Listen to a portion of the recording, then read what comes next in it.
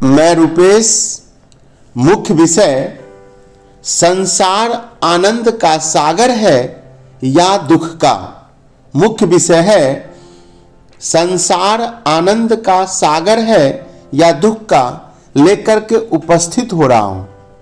इसे आप अंतिम तक अवश्य सुनेंगे, लाभकारी होगा। जीवन हमारा बनाया हुआ नहीं है, जीवन परमात्मा ने बनाया है और परमात्मा ने जीवन का स्वभाव बनाया है, वह है आनंद। जीवन दुख के लिए नहीं बनाया है। इंसान अपने मूल स्वभाव के अनुरूप चले तो ही ठीक है, नहीं तो उसे दुख ही दुख है। आप कहेंगे कि यह कौन सा विषय हो गया, यह तो सभी जानते हैं और सब इसके लिए प्रयास भी करते हैं। यह तो कहने की बात हो गई, लेकिन हम चारों तरफ निगाह करें तो दिखाई देगा कि हर कोई दुखों को खोज रहा है। उसके सारे कृत्य ऐसे हो रहे हैं जो दुखों को बढ़ावा दे रहे हैं। इसलिए ऊपरी तौर पर सब जानते हैं कि जीवन का स्वभाव आनंद है, पर भीतर स्मृति में यह बात लगातार रहती नहीं है। कुछ लोगों को दुख में रहने की आदत सी हो जाती है। वे जहां दुख नहीं होता है वहां भी दुख ढूंढ लेते हैं। जब धन नहीं होता है तो धन नहीं होने का दुख, जब धन आने लगता है तो और कैसे आ सकता है इसका दुख, जब और धन आ जाता है तो उसे संभालने का दुख, कहीं धन कम ना हो जाए इसका दुख। यानी वे हर स्थिति में दुख को ढूंढ लेते हैं। आइए एक कहानी के माध्यम से समझें कि लोग दुख किस तरह से ढूंढते रहते हैं। एक महिला का जन्मदिन था। एक पार्टी आयोजित की गई। पार्टी इसलिए आयोजित होनी चाहिए थी कि इस अवसर पर आनंद उत्सव मनाया जा सके, पर शायद यहां उद्देश्य कुछ अलग था। जान पहचान वालों में इज्जत का सवाल था। सबकी पार्टियों में जाते हैं, हम नहीं करेंगे तो लोग क्या कहेंगे। पार्टी का क्या निश्चय हुआ, जैसे घर में तनाव शुरू हो गया। हर बात में मतभेद। पति को कौन सी जगह पसंद है तो पत्नी बोलती है जन्मदिन मेरा है या आपका, मेरी पसंद की जगह होनी चाहिए। बच्चे कुछ और ही कह रहे हैं। हर बात में वही तनाव। खाने में क्या होगा, किस किस को बुलाना है, कार्यक्रम कैसे होगा, यह सब तय करने में न जाने कितनी बार झगड़ा हुआ। पति मन ही मन बार बार सोच रहा था, पता नहीं किसने यह जन्मदिन पार्टी का सिस्टम बनाया। जिन जिन को बुलाया गया था वहां भी कुछ कम नहीं था। क्या पहनना है, गिफ्ट क्या देना है, मेरी बर्थडे पे उसने यह दिया था। न जाने कितनी तरह की उलझने। किसी का पति शाम को जल्दी नहीं आ पाया, पत्नी तैयार होकर बैठी है और गुस्सा कर रही है। किसी को कोई जरूरी काम छूट जाने का तनाव है। अपनी इज्जत बनाकर रखने के लिए महिला के पति और बच्चों ने मिलकर एक कार उस महिला को जन्मदिन पर तोहफे में दी। सब बड़ी खुशी दिखा रहे थे। मन ही मन कई महिलाएं सोच रही थी, देखो इनके घर में कितना अच्छा है, एक दूसरे से कितना प्यार करते हैं। हमारे पति ने तो कभी अच्छा तोहफा लाकर दिया ही नहीं। पार्टी समाप्त हुई, सब लोग चले गए। घर पर सबके चेहरों पर जो हंसी दिखाई दे रही थी, पता नहीं कहां गायब हो गई। पार्टी खत्म होते ही सबके चेहरे पर जो मुखौटा लगा हुआ था हंसी की, वो सब गायब हो गया, उतर गया।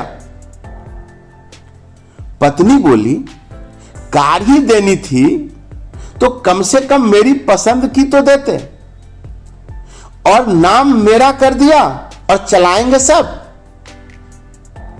मतलब उसकी पत्नी वहां भी दुखी को ढूंढ लिया, दुख को ही ढूंढ लिया। बेचारे पति और बच्चों ने मिलकर प्लानिंग के तहत महिला को कार गिफ्ट दिया, और यहां भी उस महिला को क्या फीलिंग हो गया कि नाम मेरा और चलाएंगे सब। इसी तरह से कुछ लोगों को दुख ढूंढने में इतनी महारत हासिल हो जाती है कि वे कितनी भी अच्छी से अच्छी बात में दुख ढूंढ लेते हैं।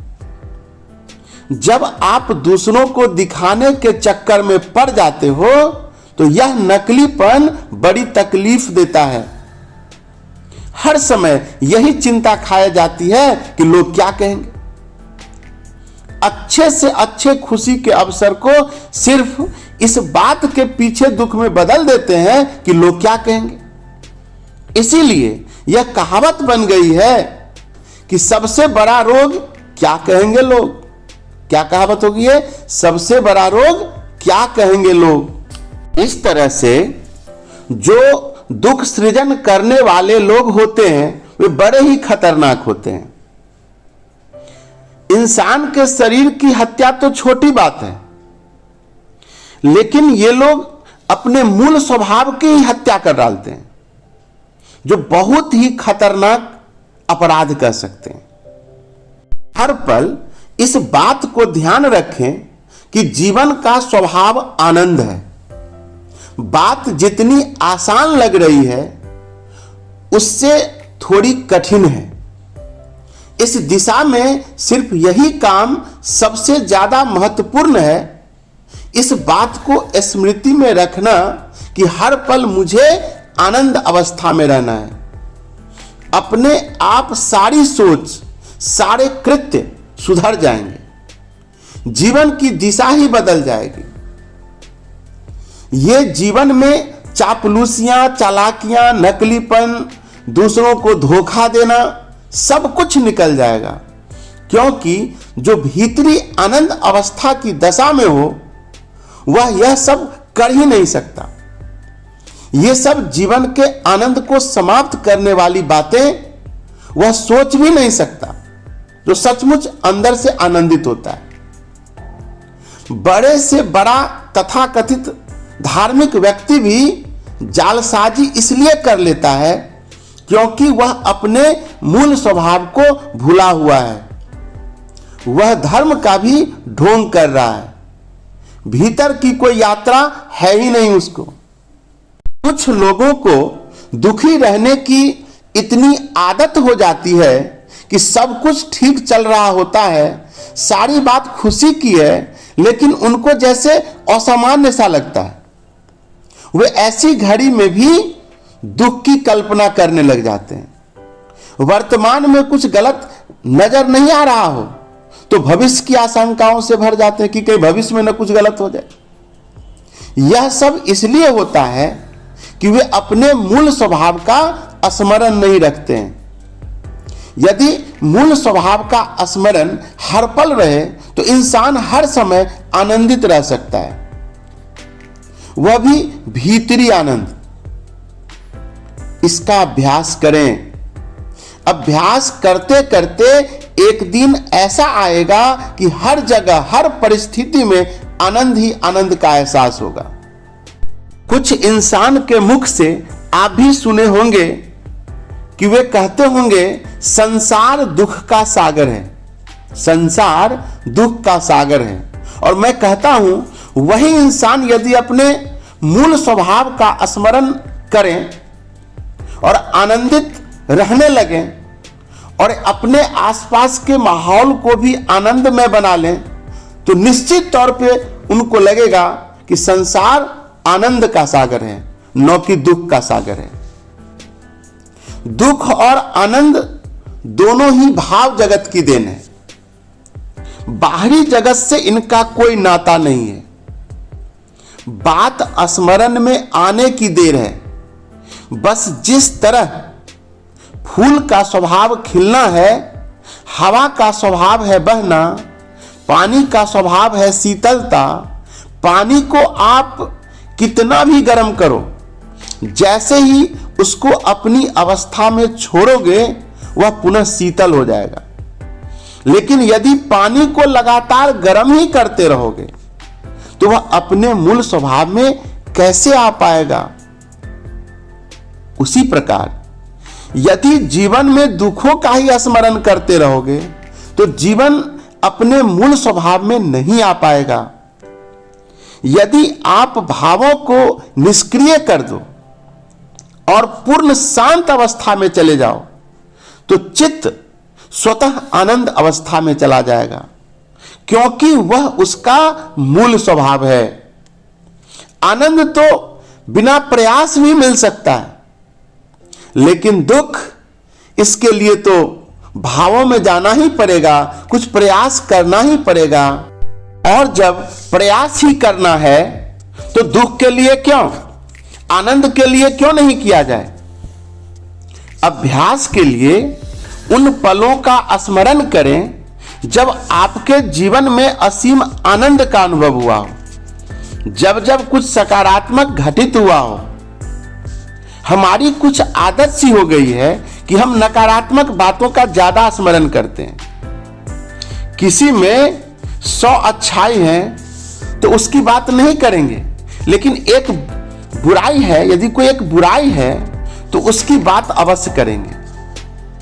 किसी ने हमारा अपमान किया हो उसे जरूर याद रखेंगे, और उसी ने कभी हमारा सम्मान किया हो तो उसे भूल जाएंगे।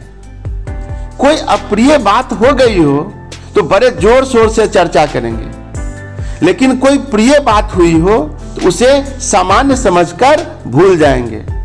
क्या शौक चढ़ा है ऐसे दुखों को खोजने का? क्यों पानी को गर्म करने में लगे हो? उसे अपनी शीतलता में रहने दो। जीवन के आनंद कमल को खिलने दें, उसमें बाधा मत बने। परमात्मा द्वारा दी गई सौगात का यूं अपमान मत करें। ज्यादातर लोग आनंद में रहना तो चाहते हैं, पर वे आनंद को मात्र धन या भोग विलासता में समझते हैं। धन का अपनी जगह महत्व है, लेकिन केवल भोग विलासता को आनंद का स्रोत समझना बहुत बड़ी भूल है। धन का इतना ही महत्व है कि वह बाहरी आवश्यकताओं को पूरा करता रहे, ताकि ये बाहरी आवश्यकताएं भीतरी यात्रा को बार बार विचलित न करें।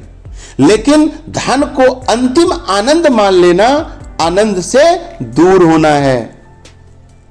पानी का स्वभाव शीतलता है, लेकिन यदि पानी को दिन भर आग की भट्ठी पर रखोगे तो क्या वह शीतल रह पाएगा? इसी प्रकार यदि भावों को भी दिन भर विकारों, अनर्गल चेष्टाओं, आकांक्षाओं या डर की भट्ठी पर रखोगे तो क्या वे आनंद अवस्था में रह पाएंगे? हमारे यहां मृत्यु के बारे में बड़ी शिक्षा दी जाती है कि मृत्यु एक शाश्वत सत्य है। जो भी जन्मा है उसकी मृत्यु निश्चित है। जो भी जीव जन्म लेता है वह उसी क्षण से मृत्यु के साथ साथ चलता है। किसी भी क्षण वह मृत्यु को प्राप्त कर सकता है। हर पल इंसान को मृत्यु का बोध रहना चाहिए। केवल शरीर मरता है, आत्मा अजर अमर है। मनुष्य क्या साथ लेकर आया था, क्या साथ लेकर जाएगा?